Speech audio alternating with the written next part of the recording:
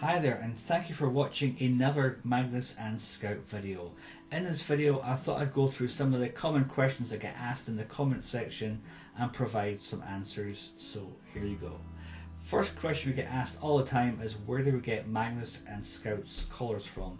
These are from a website called Kitsch Collars. You can find it online. These are the martingale style collars. As far as lead goes, we don't use a retractable lead with Magnus or Scout. Retractable leads aren't necessarily the wisest choice with greyhounds because you can get up to speed so fast, and that would basically hurt the neck if it came to an abrupt halt at that fast speed. So just a static line for them. You'll see on there we've got a little poo bag dispenser. That's from a company called Earthy. They make nice, strong, biodegradable bags, so we use those for picking up the waste for Magnus and Scout. We also get asked how often we take Magnus and Scout out for walks. They go out generally about 4 times a day, unless we're going somewhere special, then it might be slightly more. But generally it's basically first thing in the morning, which is normally about 6 o'clock. They'll be out for anywhere between half an hour to 40 minutes on a walk there. Then at lunchtime they'll be out for a 15 to 20 minute walk / smell safari. Then they'll have a pre-dinner walk as well, and then they'll have one last thing at night, basically a chance to go out there and do the last pee break for the evening. So it's 4 times a day. Generally in total they're anywhere outside for anywhere between an hour to 2 hours of walking, sniffing around outside per day.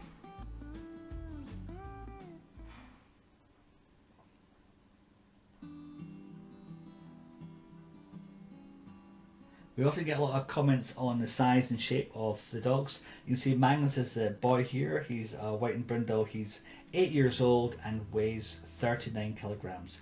Scout is the white and black. She weighs 27 kilograms and she's 5 years old. Other things you might notice here is that Magnus is missing part of his tail. We're not sure when this happened. It happened at some point during his racing career because there was photographs of him with the tail, then without, but we're not sure what happened with that there. Those of you viewers out there who are eagle-eyed will also notice that Scout's ears are slightly different to Magnus's. Magnus has a sort of standard greyhound ears that go back. Scout's ears basically face forward and fall. Relaxed sort of posture is forward like that there. Magnus has got sort of the classic greyhound with the ears sort of pinned back at the back of his head like that there. Both have got very soft ears, although Magnus won't let you touch his ears. We think he had some sort of incident when he was racing and it doesn't like his ears being touched, but Scout is quite happily for you to go and touch and rub her ears. And again, both of them have the tattoos in both their ears as well.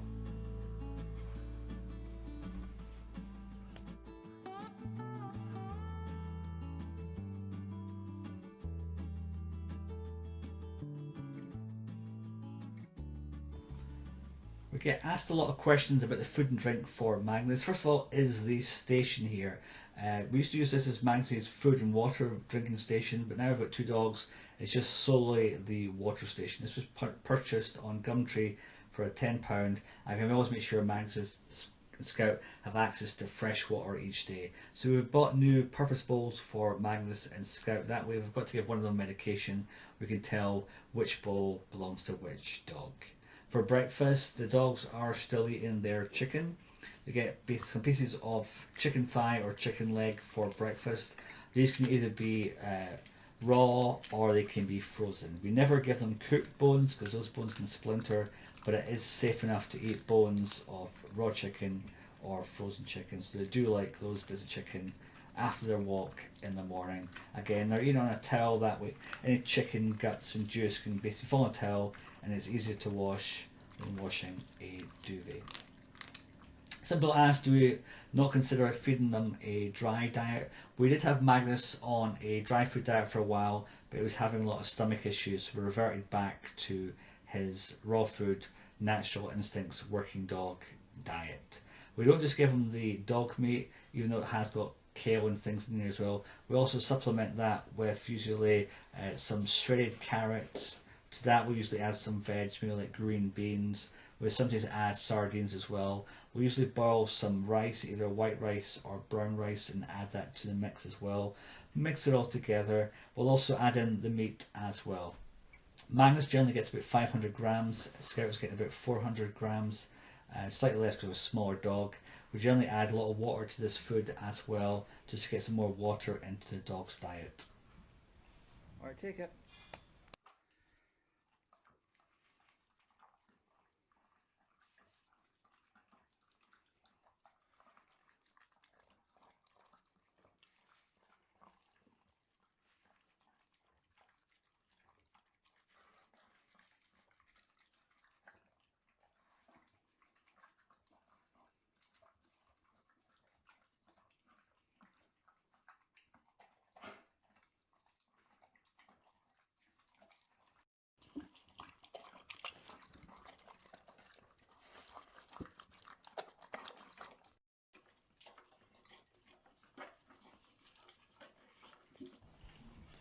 Once they're finishing off their food, Scout will always run off and basically clean her face. She used to do this on the rug, so now put a towel down and she wipes basically all her dinner juices onto the towel rather than on the rug. Magnus, on the other hand, will just lick his chops to try and clean his face. So Magnus tends to have the dirtier face. Our treats we give them are things like the Himalayan cheese bones. These are quite an expensive treat, but they do last a really long time. It's good for the teeth and it doesn't seem to upset the dog's stomach. We'll also occasionally give them things like probiotic just to help with the digestive system as well, to keep them regular and stay them getting from too bunged up or too loose with their stools. We will be cooking other foods throughout the day, and Magnus and Scout will usually come along to the kitchen to try and see if they can get a bit of that food. Like right now I've got some crackling here and Magnus is sitting there patiently hoping that we'll give him some, which is probably not going to happen, is it, Magnus? Nope, sorry. We have lots of dog treats in the house as well. These are used for training purposes only, not just to give snacks for snacks. We basically use it for training. We've got boar sausage, gravy bones and wag treats. We've also got things like sprats, which are little dried fish, which are really good as far as sources of omega-3. These will basically either add to their food or will add to the kongs, which will usually make up for the dogs when we're going out for a trip somewhere. Again, the dogs are quite partial to these sprats.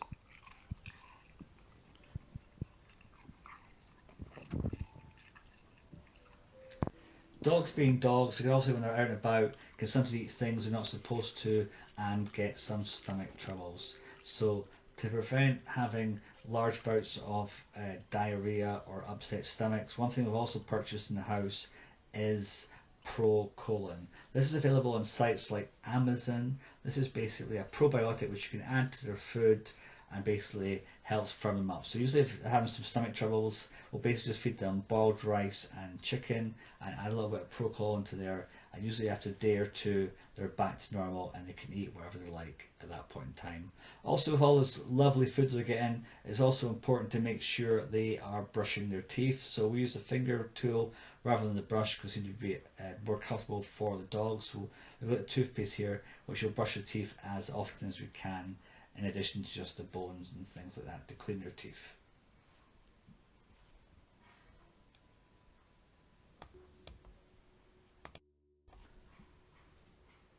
One other thing I've been asked to make some videos about is separation anxiety.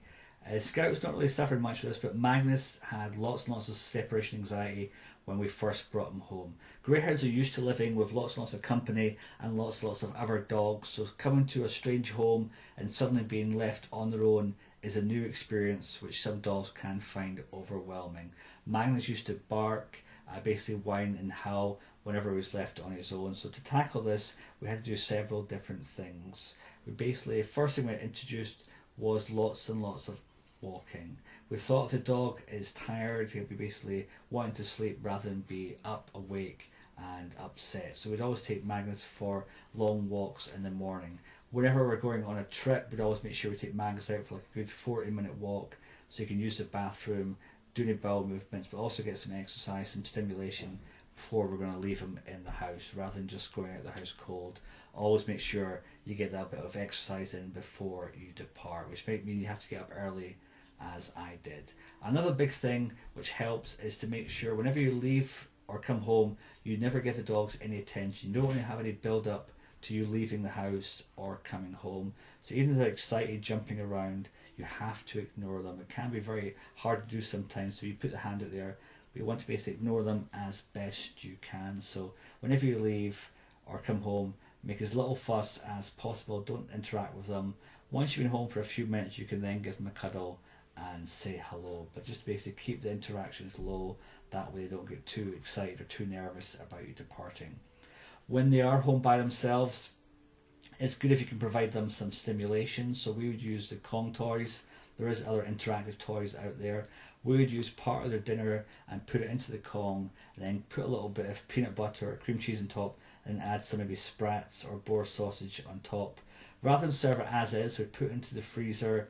That way it goes hard and it lasts a lot longer. If you give basically just a completely thawed Kong to dog, they finish in about 2 minutes flat. But by giving them one that's frozen, it can keep them going for an hour or 2 hours, and that seems to really keep the dogs relaxed, something to focus on to distract them when you're gone. So we found those very, very beneficial to use as well.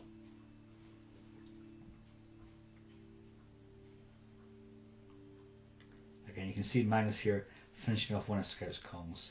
Another big thing we did was coming and going training, which is basically leaving the dog for increased amounts of time, starting off with just basically like 30 seconds coming and going, and then increasing it to 20 minutes, half an hour and longer. You basically come and go back and forward until the dog shows no interest in you basically coming or going. So you do it a few times, and maybe hang around the door.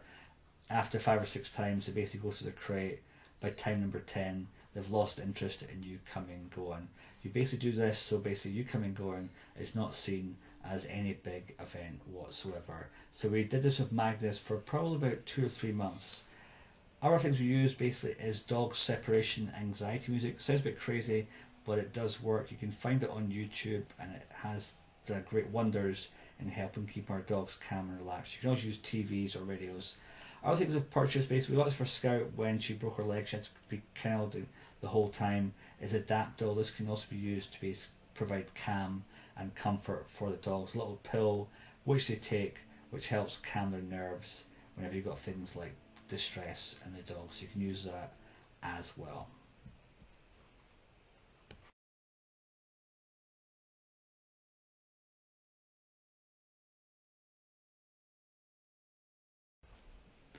We have lots of dog beds in our house. We used to just have one mattress and one crate. Now we've got beds in almost every room. Rather than just the beds as is, which are beds from Pets at Home in case you're interested, is we tend to put blankets on them. That way they're easier to clean. So all you've got to do is launder the blanket rather than the whole bed. We've also got comforters / duvets throughout the house as well. Again, these have got nice big covers on there, so you can wash the cover rather than wash the whole duvet, which you still will wash every once in a while, but just not all the time. We've also got this mattress from Three Peaks, which basically we use for the dogs in the bedroom. Again, throw a duvet on there, and I've got lots of space to roll around at night time, to roach, all that sort of fun stuff. We've also got some small beds at random spots throughout the house, which the dogs like to use as well. Again, throw a blanket on there, easier to watch. The crate we've got is quite a large crate. The crate is basically 29 inches in width, 32 inches in height, and 50 inches in length. So it's quite a big crate, but basically this is used as a little den for Magnus and Scout. When Scout broke her leg, we would basically lock her in there because she was basically crate confined, but generally the dogs aren't locked in the crate. They can come and go whenever they wish to. They're not locked in there. It's not a prison cell. It's just a place to go for some quiet retreat, some alone time. We've got some basically 2 duvets in there, one on the bottom and then one on top that we've got to basically cover on so we can wash that and keep it nice and fresh in there. We've also got some hand towels which we use whenever we're feeding the dogs. That way there's not chicken guts and chicken blood in the crate, so you've got guests coming over, they don't have to be freaked out by the state of the dog's bed. Again, it's easier to wash the little hand towel than it is to wash the whole duvet. Again, the crate is used by both dogs. They'll go in there and they'll just hang out and get some alone time. To make it more cozy as well, we've got a little drop cloth on the crate, so that way it is more like a den. Again, the dog beds we've got in the house are from a company called Pets at Home. We tend to go there for our dog bed supplies. We've got multiple sizes there, but the dogs will take it in turns and sleep in different beds and even hang over the side. Even with all these beds in all these rooms, the dogs will still lie on the floor in random spots, and if they're getting too hot, they'll lie on the wooden floor as well, just that way they can cool off. If they get a little bit warm, they'll just find a cool place on the wooden floor and hang it there until it's chilled out, then back to the carpets or back to the beds. And even with all this space in the house, the dogs are big, but they can find the smallest space and curl right up in there and get nice and comfy.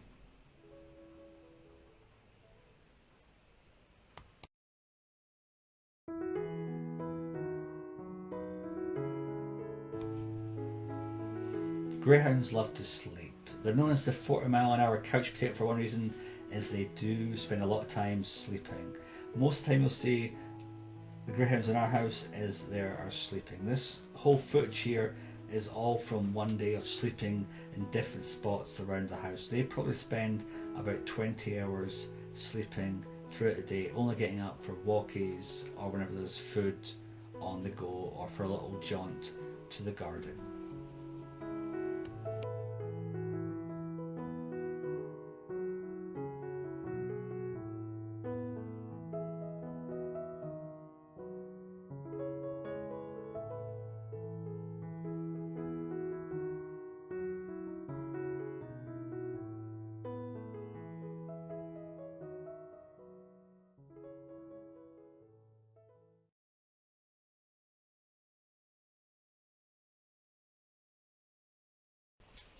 We do have multiple coats and jackets for Magnus and Scout. These are all purchased from the Greyhound Superstore. These ones that I'm currently wearing have a fleece lining. The only one that's not from there is we have got one that was from a website on Facebook called Life O'Reilly, which is a custom built, designed raincoat for Magnus, which has his name on there, but all the rest are from the Greyhound Superstore. So it's a good place to go to get some cheap coats. Magnus is wearing a size 32. Scout has got a size slightly bigger than she needs, which is basically a 28, but just wanted to give her a little bit extra length to keep her backside warm.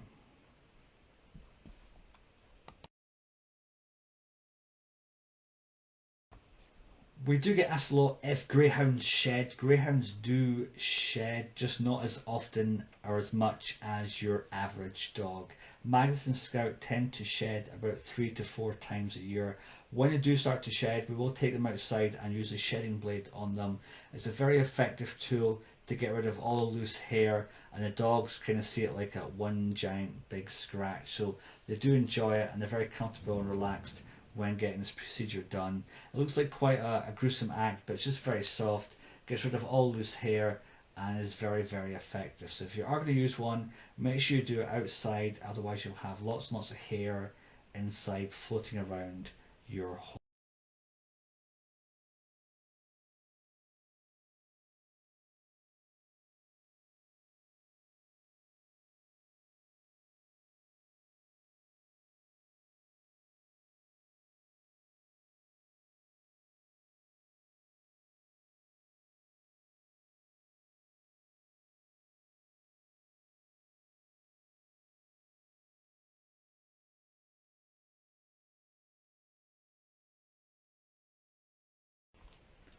Well, that's it for the questions so far. So if you've got any other questions, just add them in the comments below and I'll try and answer them as quickly as I can. But thanks for watching. Hope you enjoyed the video. Please let me know if there's anything else you want me to cover in any of the videos, and I'll try my best to make some content for you. But thanks again for watching, and we'll see you all again soon.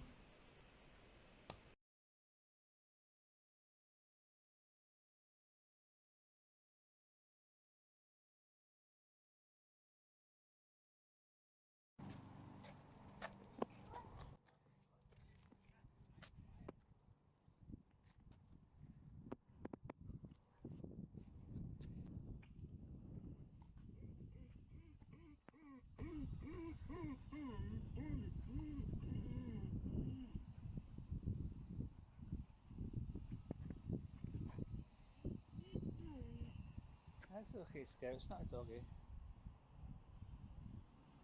Come on. Come on. Come on, it's alright. Come on. It's okay.